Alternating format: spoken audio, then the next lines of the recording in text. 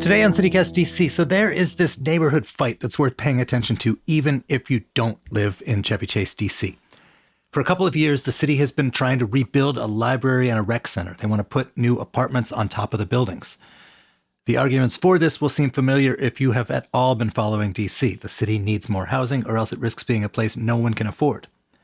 The arguments against this might also feel familiar. Some neighbors say that adding more people will make parking difficult and change the character of their leafy part of town. Martin Austermuhle of the 51st has been covering it, and he's here to explain.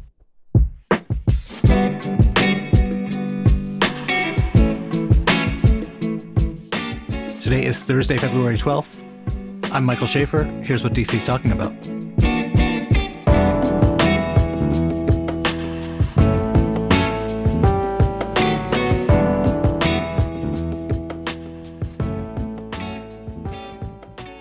Martin, welcome back. Thank you. I appreciate you having me. So this story we're talking about, in some ways, it's like a really pretty familiar controversy in DC, where there's one side that wants to take a piece of space and use it more intensely with more housing, more density, more stuff, and another side that is leery of what that might bring. In this case, it is the library rec center plot in my neighborhood, Chevy Chase, DC. Can you sort of explain where this is in DC? And it's been going on for years, I know. Yeah, so this is the Chevy Chase Civic Core, is what they call it. Always sounded like a person to me with that name. Okay, good. Neither do I, because it sounds like a correctional facility. But anyhow, the Civic Center, which basically includes the library and the community center, like you said, plus some outdoor space. It's located on Connecticut Avenue in Chevy Chase, like 2 blocks away from the Maryland line, so upper northwest DC. And like a lot of old DC facilities, it has seen better days. It was built in the late 1960s, I believe. And for a decade plus, residents have been saying, listen, every other library in town basically has been rebuilt or fully renovated. When are we going to get our chance? And so the debate kind of starts there. So it is very much of the 60s, 70s in its architectural style. Has anything been done to it over the years? I mean, not to my knowledge, not since I've been to DC. I feel like I still walk in there and it retains that 1960s vibe. I like to present to my kids and be like, this is what 1960s architecture was like. Why anybody thought this was a good idea is beyond me, but nonetheless. And just to be clear, it's a perfectly good library. And the rest of DC, libraries have actually become examples of sometimes stunning civic architecture. And people wanted some of that for themselves, which is a perfectly reasonable thing to want. The thing that has happened, though, is that the city owns this lot, and the proposal for it is more than just basically taking down the current library building and putting up a prettier one. What is the plan for the site? Right. And I should just add, even though it is both the community center and the library are relatively small, they're amongst the heaviest used in the city for their respective facilities. So they get a lot of use. People love them a lot. But yeah, so this is a city-owned lot. It's the 2 facilities next to each other, relatively good-sized piece of land. And all of this kind of coincided with Mayor Bowser's push a couple years ago to build 36,000 units of housing across the city up through 2025. So she succeeded in that goal. The one place where she was falling short was in upper northwest parts of Ward 3, where a number of challenges faced her. Its land is much more expensive. People are much more engaged or much more willing to put up fights. There's a lot of single family housing, that sort of thing. So they saw this publicly owned lot of land that had to be renovated anyhow, like things had to be rebuilt anyhow. They saw it as an opportunity to achieve some housing goals, to say, okay, we're going to rebuild your library, we're going to rebuild your community center, and then we're going to build housing on top of it. So that was the initial push. It started about 4 years ago that she kind of said, this is what I'd like to do with the site. So what's the problem with that?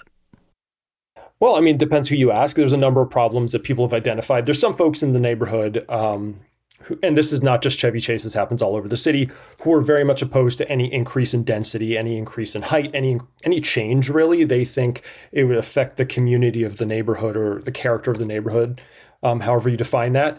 There's other people who are more upset with the kind of the mechanism that the mayor wanted to use. She was going to offload the entire lot of land to a private developer, basically give away this public piece of land, let them build the housing.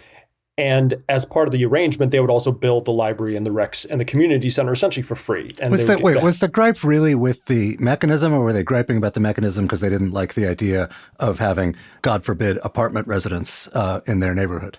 Well, that's the fascinating part. I mean, Chevy Chase residents are both hyper engaged and I would generally say relatively, if not very intelligent. And I think they know they kind of there was first of all a variety of groups that fell on different parts of the spectrum in terms of whether they loved the idea, hated the idea, didn't want housing or wanted housing.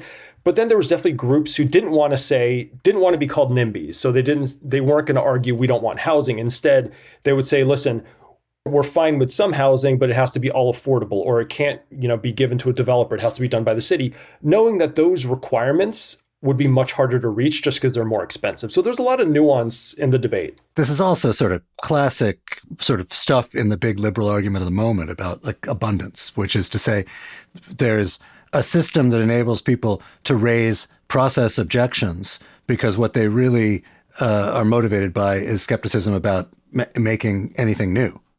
Yeah, absolutely. And I mean, look, if you like this idea of putting housing in Chevy Chase, you'll appreciate that the mayor kind of set aside some of the process complaints and just kind of barreled through with this. I mean, She essentially said, this is something I want to do, and she pushed through with it, despite some community opposition. She's also done, and the city also did some work upzoning the area generally so more density can come there. So, I mean, can you explain what upzoning is, just for people who don't geek out about this like we do? That's fair. Most lots, you can build a building that is 2 stories tall. If it's commercial, it can be so big. If it's residential, it can have so many units, or it can occupy so much of the lot. Upzoning basically means you just increase those thresholds and you say instead of 2 stories for commercial or residential, we're going to make it 4 stories. So portions of Connecticut Avenue up in that neck of Chevy Chase have been upzoned, which again, it takes a while for that to play out because you have to knock down a building and build a new one. But yeah, so this kind of ties into the debate over the Chevy Chase Rec Center and library. Where does it stand now? As a neighbor, I could tell you there's a certain number of people in the neighborhood who are quite agitated about this and want to stop it and are raising, with whatever degree of good faith, various objections to it. But it sounds like the city owns the lot. The mayor has moved to bulldoze past some of the process objections. But I don't see any construction cranes over there. Where do things stand? Oh, I mean, obviously it's going to take a bit to get the construction, but right now where they stand is a couple weeks ago, the mayor unveiled the proposal that she wanted to move forward with. There were 8 proposals that were submitted. She picked one. And it's funny, it was a proposal that included housing, obviously included 177 units of housing, 54 of which were going to be affordable for pretty low income families. So that sounded like a good thing. But what was funny about it is that pretty much no one was happy with what she proposed on either side of the debate. They kind of came together on saying, this is not what we wanted. Like the folks who didn't want housing are really upset that's 177 units. They say that's way too big. But the folks who do want housing say there's too much market rate housing. You're not giving enough housing to lower income families. So you're essentially, it's a giveaway to a developer. So the mayor's team told me they were trying to balance competing interests in the neighborhood.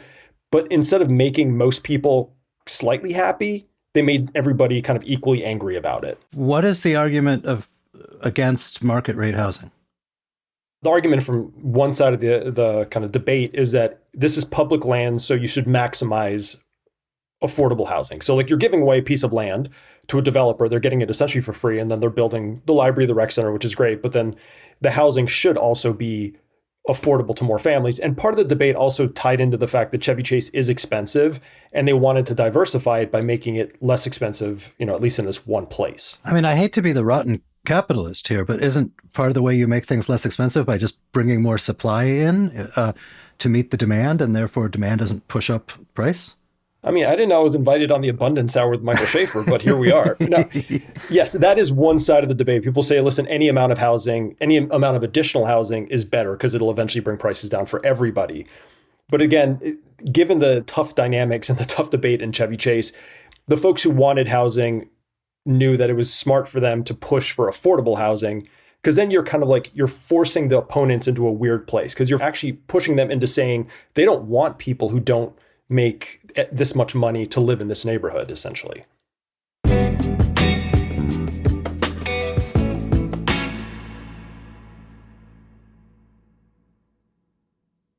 I mean, the thing that I don't get, and this is sort of a voice that tends to be missing from these conversations. Like, I live up Connecticut Avenue.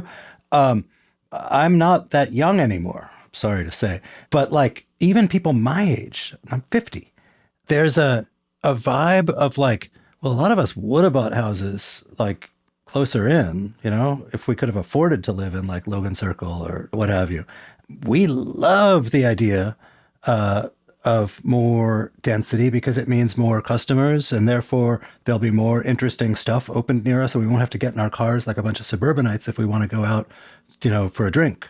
On a more practical or sort of moral level, like there's plenty of people who don't especially want to go gentrify some neighborhood, but are doing so because they can't afford to live up on Connecticut Avenue. And I don't hear the argument for like, yeah, we should build them more stuff here so they don't gentrify a neighborhood someplace else.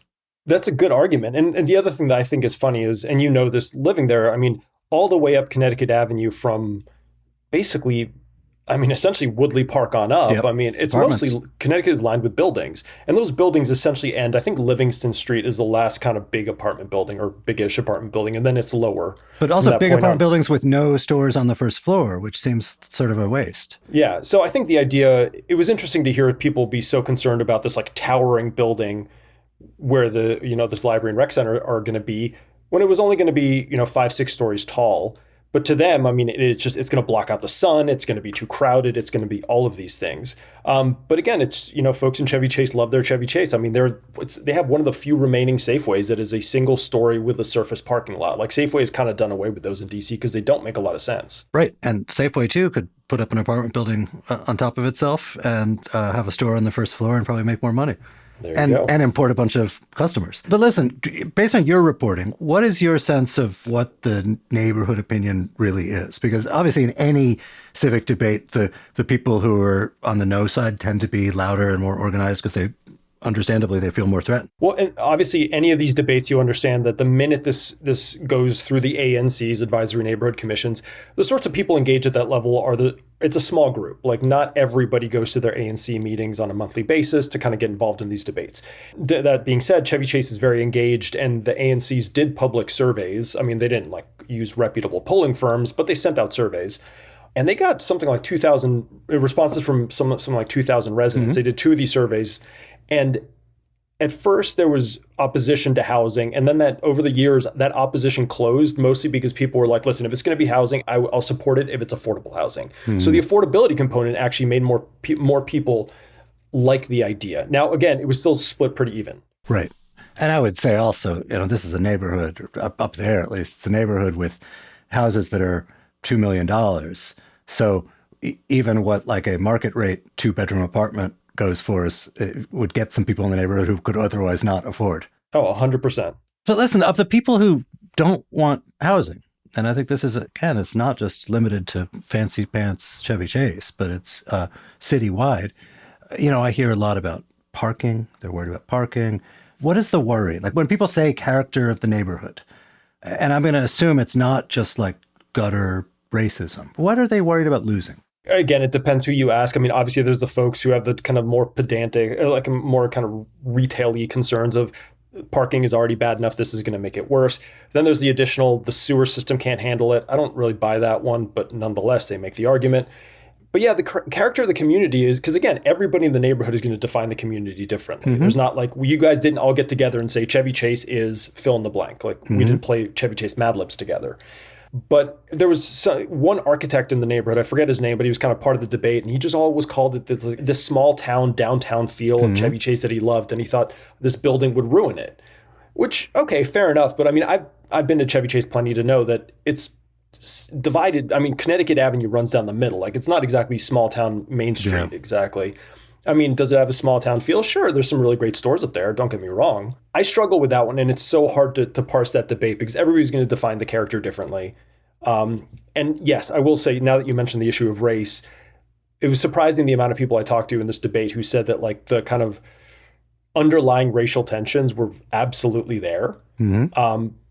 But they didn't want to, like in the reporting, they didn't want to say that on the record. They didn't want to talk about race because it got so heated. They didn't want to portray their neighbors as racist. Right, essentially. So most people don't live in Chevy Chase, but this debate is going to feel awfully familiar to a lot of people, both in D.C. and in inner suburbs. And I think, there is a generation of people, now a little older, who moved into neighborhoods like that and all kinds of other city neighborhoods thinking this is sort of a nicely shaded, leafy neighborhood with plenty of parking and I get a suburban lifestyle, even though I'm close to downtown and close to work. And some of those folks, kind of understandably, they feel like that's being threatened with taken away from them. And then they're going to be in a neighborhood where it's hard to find parking or it feels more like a big city. I'm curious, how has the mayor or various proponents of this dealt with people who've sort of got that point of view? I mean, they very diplomatically say tough, like you have to accept that change happens, especially when the mayor was talking about we need to add housing and it has to happen across the city. It can't just be in certain neighborhoods. It has to be in all of them. So I think there was a little bit of an element of like, listen, you just have to accept the change is going to happen. But even then, there's a lot of working with those concerns by saying, okay, we're only going to make the building so tall. We're going to make sure that there's setbacks on one side so it doesn't tower over a neighbor. We're going to make sure that every parking is replaced one for one, so you're not losing any parking spots. I mean, I do think that what does that mean, replaced one for one? So I think on site right now, there's something like 30 surface parking lots. Roughly speaking, I could be off by a little bit, but not that many. And they're always taken up by people using the library or the community center. And now what this developer was going to do, since it's a residential building, they're going to bury the parking, but they're going to keep that same amount of public parking for people using the library and the community center. And are they building parking for the apartment residents? Yes, but not enough for everybody to have a car, I think. And that adds to the complaints. People are just like, well, we assume everybody's going to have a car, therefore you're going to have people parking on McKinley Street or Northampton Street or Connecticut or whatever. Based on how this has gone, and knowing that this is likely to be the sort of issue that, and like in Ward 5 and far northeast DC and Ward 4 and sort of the top of the diamond, even east of the Anacostia River, this is the sort of issue that has divided neighborhoods. Do you have any sense of like where the pendulum over the course of my like professional reporting career has swung back and forth about how easy or not easy it is to do a change-making building? Do you have a sense of where that is now and where it's headed? Well, I think it's interesting since we are in Mayor Bowser's last year. She's not running for re-election. There's two people, Janice Lewis-George, who's on the council, and Kenya McDuffie, who used to be on the council, are running to replace her among some other people. And I think the mayoral politics part of it is going to become an issue because now that the mayor has unveiled this plan, it goes to the council because it involves giving away land, which has to be approved by the council. And I already talked to Janice Lewis-George about this, and she doesn't like the feeling that it's a giveaway to a developer. She wants it to be this like idea of social housing, which is the city builds the thing and then rents it out, and then like it's a self-sustaining community, that sort of model. So I don't know if that affects the pendulum, but I think it's interesting because her critique is basically, I like that the mayor, she agrees that DC needs more housing. She just doesn't agree with the mechanism. She thinks too much of it has been like a giveaway to developers. So I think if she gets elected, the pendulum could definitely swing towards not necessarily less housing, but how the housing is built. Now, someone could argue if you're not having developers do it, it could slow the whole process down because, I mean, if the city's fronting all the costs, it could be much slower than it is now. So what do you foresee happening on the site? Like you say, it's going to get tied up in mayoral politics. It's a neighborhood where a lot of people vote and probably where a disproportionate number of the check writers live. Is this going to get done the way Bowser hopes it will? I have no idea. I mean, like I said, it goes to the council. Councilmember Matt Fruman, who represents Ward 3, supports housing. And when I asked him how he felt about the mayor's proposal, he was extremely cautious. Like he was very selective in the words he was choosing because, it's a somewhat divided community. I think what was interesting also, the night after the mayor unveiled this proposal, or a couple days after, there was an one of the advisory neighborhood commissioners had a meeting, and he was pro-housing. He's been pushing housing for a while. But even he was extremely concerned because he said, this is not what I was advocating for. I wanted more affordable housing. And I think this goes too far that I don't support it anymore. And I think we should go back to the drawing board and have another conversation, which, I mean, it must be terrifying to anybody who supports housing because starting a conversation over means you're setting it back 5 years. And in all of that process, it just means that the Chevy Chase Library and the community center are just going to remain the kind of aging facilities that they are. Are there any upcoming dates? What's the next sort of step that we need to watch for? The next step is for this to actually get sent to the council. I mean, the mayor publicly unveiled her plan. Also, weirdly enough, she unveiled it on a Friday before a long weekend, which is I thought was an interesting kind of attempt to bury the news. But anyhow, she next has to send it to the council, where it includes all of the details, including the financing, how much money the city would have to put in, if anything at all, to subsidize the affordable housing. And then council members get to vote on it. I mean, they get to decide whether they want to give this land away to a developer as part of this plan. And they could shoot it down because, Janice Louis George could win the debate and say it's a public giveaway to a developer and I don't want to do it. Well, I hope you'll keep us posted about it. Absolutely. Thanks for having me to talk about it. Okay, and before we jump, I want to thank some new neighbors. Thank you, Francoise S., Laura B., Scott S., Mary A., and Kristen P. And if you, too, want to become a CityCast neighbor and get some cool perks like ad-free listening and members-only events, head on over to membership.citycast.fm. Thank you.